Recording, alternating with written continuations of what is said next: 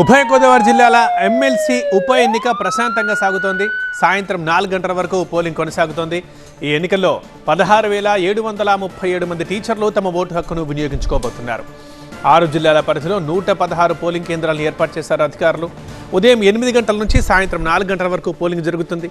ప్రతి పోలింగ్ కేంద్రం దగ్గర 144 సెక్షన్ అమల్లో ఉంటుంది. ఇక వెబ్ కాస్టింగ్ కూడా ఏర్పాటు చేశారు. పోలింగ్ తర్వాత ప్రత్యేక భద్రత మధ్య బ్యాలెట్ బాక్సుల్ని కాకినాడ జేఎన్టీయూకి తరలిస్తారు. ఉప ఎన్నికలో 5 అభ్యర్థులు పోటీలో ఉన్నారు. గత ఎన్నికల్లో యూటీఎఫ్ తరఫున గెలిచిన షేక్ సాబ్జీ రోడ్డు ప్రమాదంలో చనిపోవడంతో ఈ ఉప ఎన్నిక నిర్వహిస్తున్నారు.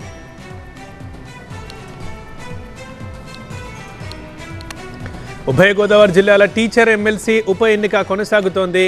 సాయంత్రం 4 గంటల దాకా ఓటు హక్కు వినియోగించుకోవచ్చు. ఎన్నికల్లో మొత్తం 16,737 మంది టీచర్లు తమ ఓటు హక్కును వినియోగించుకోబోతున్నారు. పూర్తిగా 6 జిల్లాల పరిధిలో 116 పోలింగ్ కేంద్రాలని ఏర్పాటు చేశారు అధికారులు.